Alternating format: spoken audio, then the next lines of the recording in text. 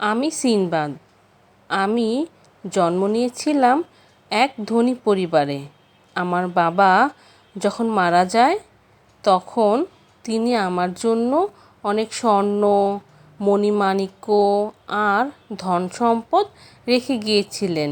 কিন্তু আমি ছিলাম খুবই দায়িত্বজ্ঞানহীন আর বেপরোয়া যুবক। তাই আমার বাবার রেখে যাওয়া সেই বিশাল সম্পত্তি শেষ হতে বেশি দিন লাগলো না। যখন আমার কাছে খরচ করার মতো আর কিছুই রইল না, তখন আমি আমার হুঁশ ফিরে পেলাম। আমি আমার ভবিষ্যতের কথা ভাবলাম। এখন যদি ধন সম্পদ গড়তে না পারি, তাহলে বৃদ্ধ বয়সে না খেয়ে মরতে হবে। এই চিন্তা করে আমি কিছু নাবিকদের সাথে তাদের দলে যোগ দিলাম। তারপর জাহাজে করে ব্যবসা বাণিজ্যের উদ্দেশ্যে সমুদ্রে বেরিয়ে পড়লাম। বিভিন্ন দ্বীপে ঘুরে ঘুরে আমরা অনেক কিছু বিক্রি করলাম বিভিন্ন সওদাগরের কাছে। আমাদের অনেক মূল্যবান সামগ্রী তাদের সাথে অদল বদলও করলাম। এই ব্যবসায় আমরা অনেক লাভবান হলাম। আমরা আরও বাণিজ্যের উদ্দেশ্যে অনেক তাড়াতাড়ি নতুন দ্বীপের উদ্দেশ্যে ছুটলাম। সমুদ্রে যেতে যেতে একদিন সমুদ্রের মাঝে অদ্ভুত একটা দ্বীপ দেখতে পেলাম আমরা। সেই দ্বীপটাতে কোনো গাছপালা ছিল না। আনন্দ ফুর্তি করার জন্য আমরা ছোট নৌকায় করে সেই দ্বীপে গেলাম। তারপর রান্নাবান্নার জন্য আমাদের এক নাবিক দ্বীপের উপরে আগুন জ্বালালো।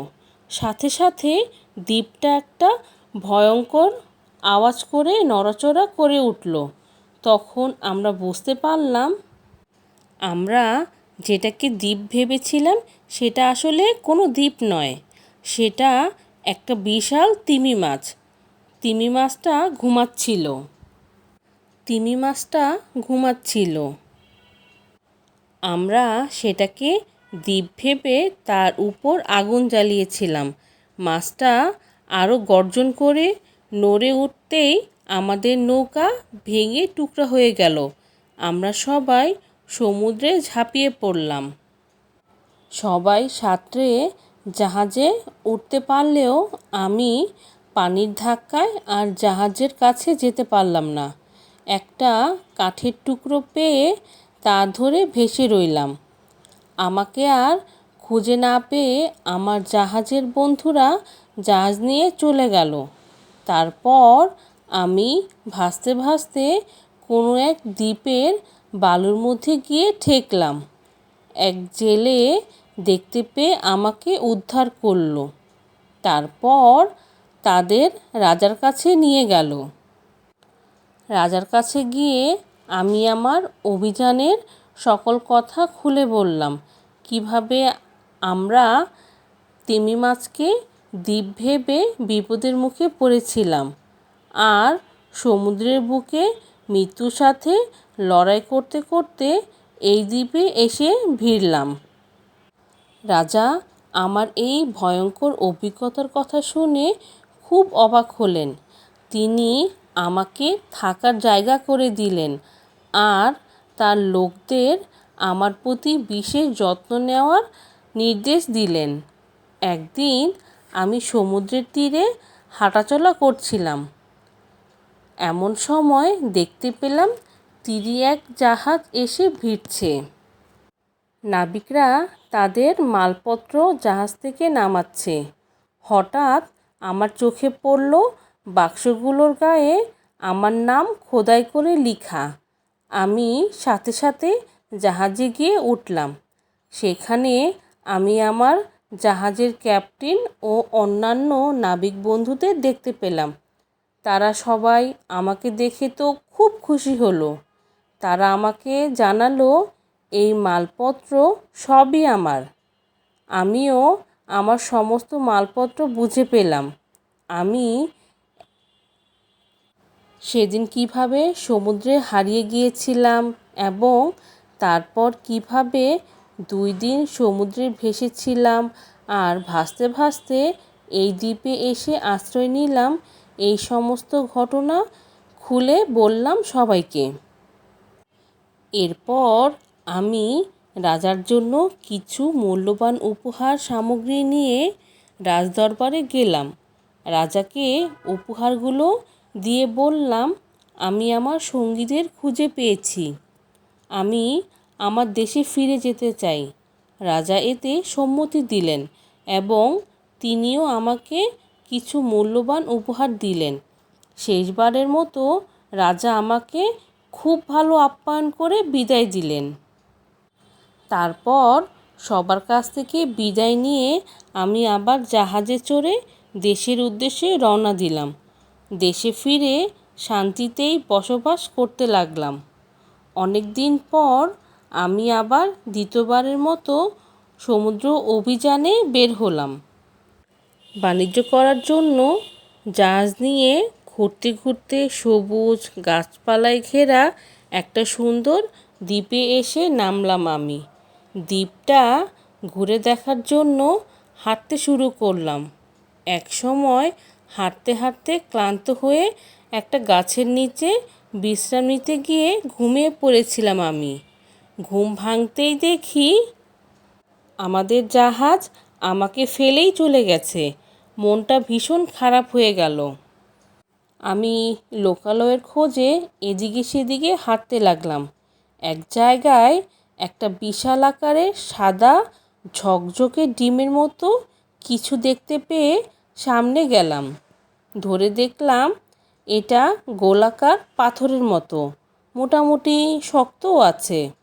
যখন আমি এই বিশালাকার জিনিসটা খুঁটিয়ে খুঁটিয়ে দেখছিলাম, ঠিক তখনই আকাশ কালো করে একটা বিশাল রক পাখি এসে সেই গোলাকার জিনিসটার উপর এসে বসলো এবং তা দিতে থাকলো। তখনই আমি বুঝতে পারলাম এটা আসলে রক পাখির ডিম। আমার মাথায় একটা বুদ্ধি এলো এই দ্বীপ থেকে বের হওয়ার জন্য। আমি আমার পাগড়িটা দিয়ে রক পাখির পায়ের সাথে নিজেকে শক্ত করে বেঁধে বসে রইলাম। পরদিন সকালে রক পাখিটা আমাকে সহ উড়াল দিল আকাশে। উড়তে উড়তে পাখিটা দূরে আরেকটা দ্বীপে চলে এলো। সেখানে ছিল শুধু পাহাড় আর পাহাড়। এক পাহাড়ের চূড়ায় পাখিটা বিশ্রাম নেওয়ার জন্য থামলো। আমি তখন বাঁধন খুলে লুকিয়ে পড়লাম। পাহাড়টার সব জায়গায় মহামূল্যবান হীরার পরিপূর্ণ। এটা ছিল হীরার পাহাড়, আর সেখানে অনেক বিষাক্ত সাপও ছিল। আমি সেখানে বড় বড় অনেকগুলো মাংসের টুকরো দেখতে পেলাম। আমার তখন এক নাবিকের কাছ থেকে শোনা একটা কাহিনী কথা মনে পড়ে গেল।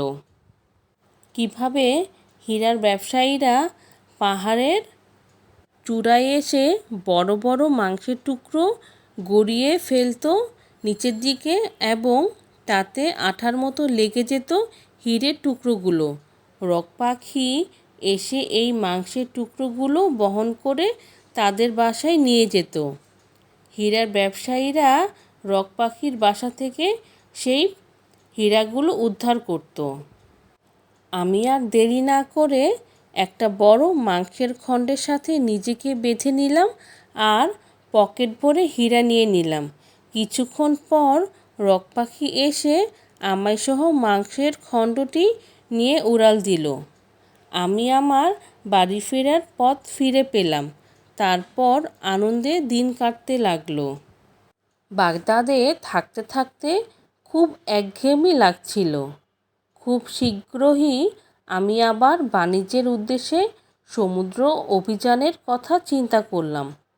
আমরা এইবার অনেক দূর দেশে বাণিজ্য যাত্রার কথা চিন্তা করলাম, বেশি লাভের আশায়। একদিন আমাদের জাহাজ ভয়ঙ্কর এক ঝড়ের কবলে পড়ল। সেই ঝড় থেকে বেঁচে যাবার জন্য আমরা একটা দ্বীপের কাছে এসে আশ্রয় নিলাম। সেই দ্বীপে ছিল অসভ্য জঙ্গলিদের বসবাস। তারা আমাদের জাহাজকে ঘিরে ধরল। আমরা তাদের কাছ থেকে বাঁচতে পাশের এক দ্বীপে চলে এলাম।